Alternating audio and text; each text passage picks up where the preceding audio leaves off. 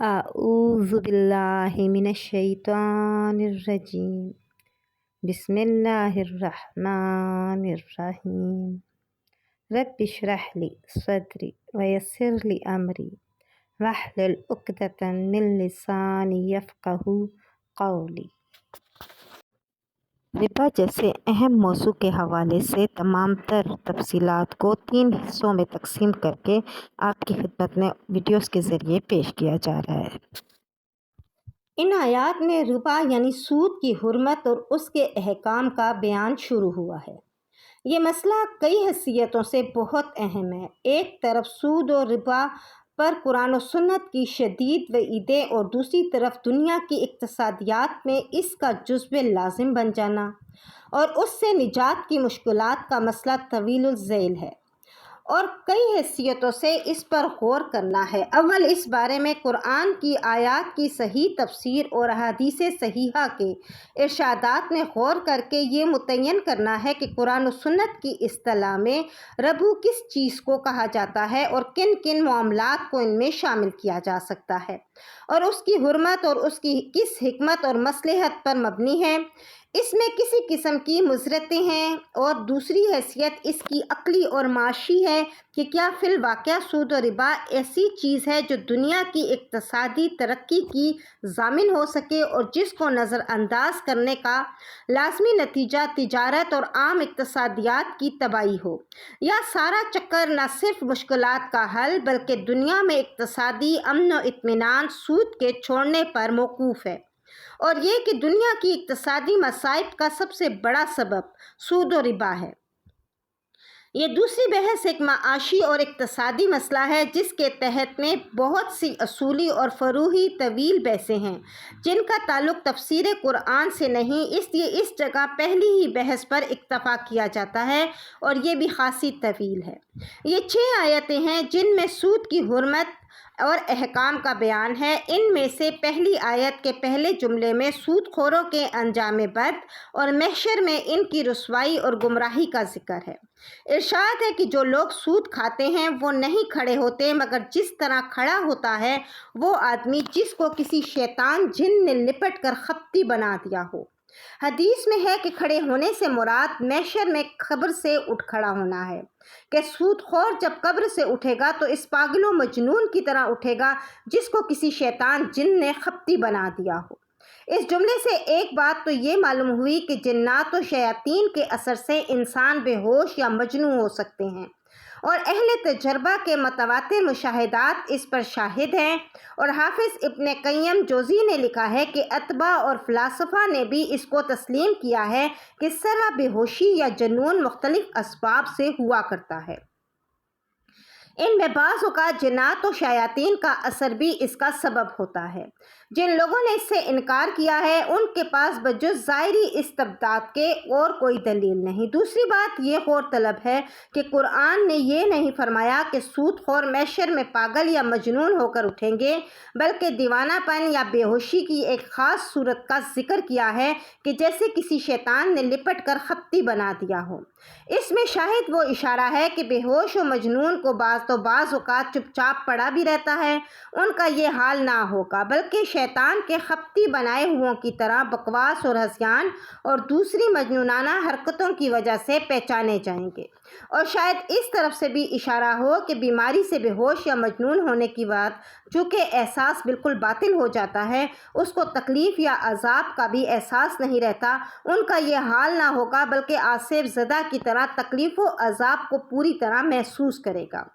اب یہاں یہ دیکھنا ہے کہ جرم و سزا میں کوئی مناسبت ہونی چاہیے۔ اللہ تعالیٰ کی طرف سے جو سزا کسی شخص یا جماعت کے کسی جرم کے مقابلے میں دی جاتی ہے وہ یقیناً اس جرم کی مناسب ہوتی ہے۔ اسی لیے سود خوروں کو خپتی بنا کر محشر میں اٹھانا شاید اس کا اظہار ہے کہ سود خور روپے پیسے کی حرص میں اس قدر مدہوش ہوتا ہے کہ اس کو نہ تو کسی غریب پر رحم آتا ہے نہ ہی کوئی شرم مانے ہوتی ہے، اور چونکہ وہ اپنی زندگی میں در حقیقت بے ہوش تھا اس لیے محشر میں بھی اسی حالت میں اٹھایا گیا، یا یہ سزا اس لیے دی گئی کہ دنیا میں اس کو عقلی رنگ میں اپنی بے عقلی کو ظاہر کیا اور بیع مثل سود قرار دیا، اس لیے اس کو بے عقل کر کے اٹھا دیا کیا گیا۔ یہاں یہ بات بھی قابل ذکر ہے کہ آیت میں سود کھانے کا ذکر ہے اور مراد مطلقاً سود لینا اور اس کا استعمال کرنا ہے، خواہ کھانے میں استعمال کرے یا لباس میں یا مکان میں اور اس کے فرنیچر میں، لیکن اس کو کھانے کے لفظ سے اس لیے تعبیر کیا گیا ہے کہ جو چیز کھائی جائے اس کی واپسی کا کوئی امکان نہیں رہتا، بخلاف دوسری ضرورتوں کے استعمال کے کہ اس چیز کو واپس لیا جا سکتا ہے۔ اس لیے مکمل قبضہ اور تصرف کو کھا جانے کے لفظ سے تعبیر کیا جاتا ہے،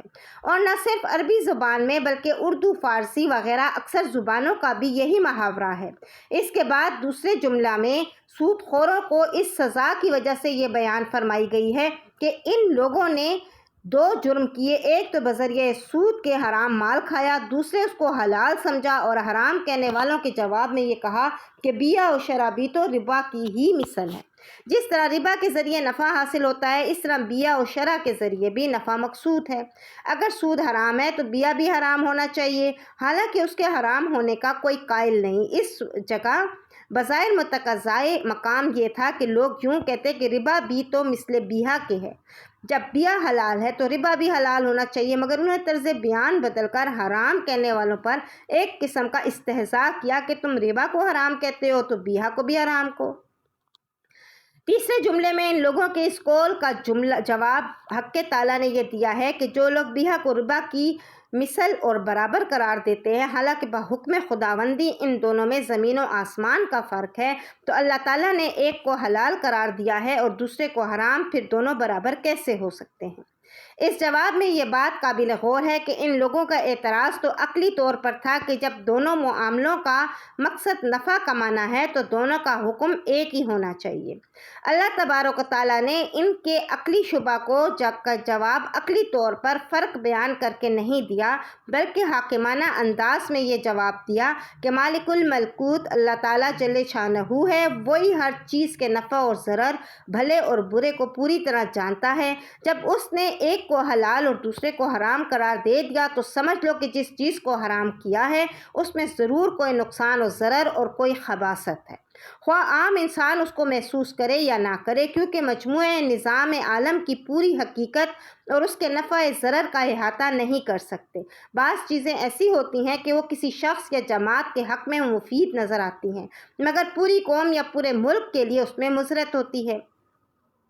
اس کے بعد تیسرے جملے میں یہ ارشاد ہے کہ سود حرام ہونے سے پہلے جس شخص نے کوئی رقم جمع کر لی تھی، لیکن جب سود کو حرام قرار دے دیا گیا تو اگر آئندہ کے لیے اس نے توبہ کر لی اور باز آ گیا تو اس سے پہلے جمع شدہ رقم ظاہر شرع کے حکم سے اسی کی ہو گئی، اور باطنی معاملہ اس کا کہ وہ دل سے باز آ گیا تو اس سے پہلے جمع شدہ رقم ظاہر شرع کے حکم سے اس کی ہو گئی، اور باطنی معاملہ اس کا کہ وہ کل سے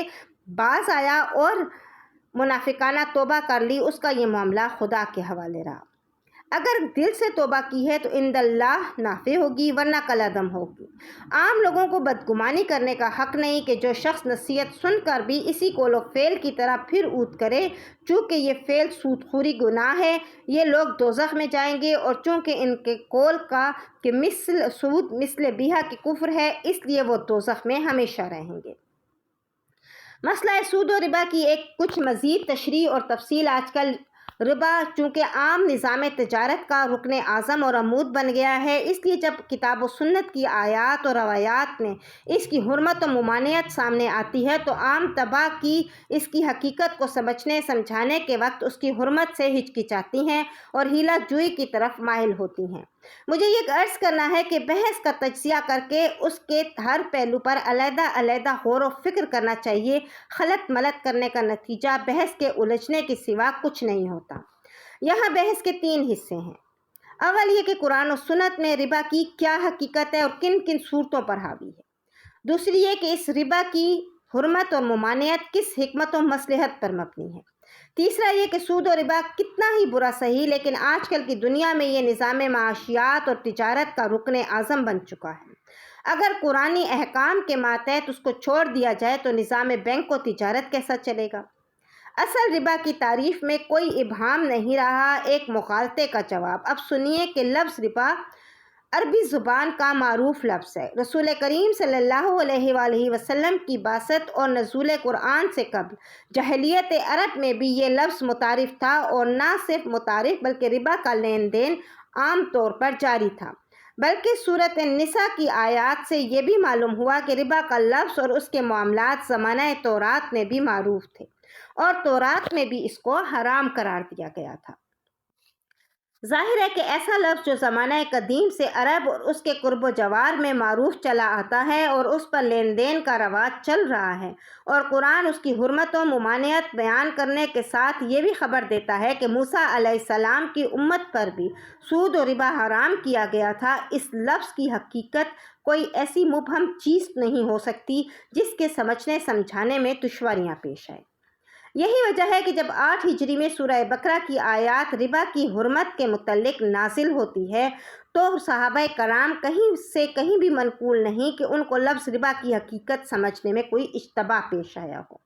اور حضور صلی اللہ علیہ وآلہ وسلم سے دوسرے معاملات کی طرح اس کی تحقیق کی نوبت آئی،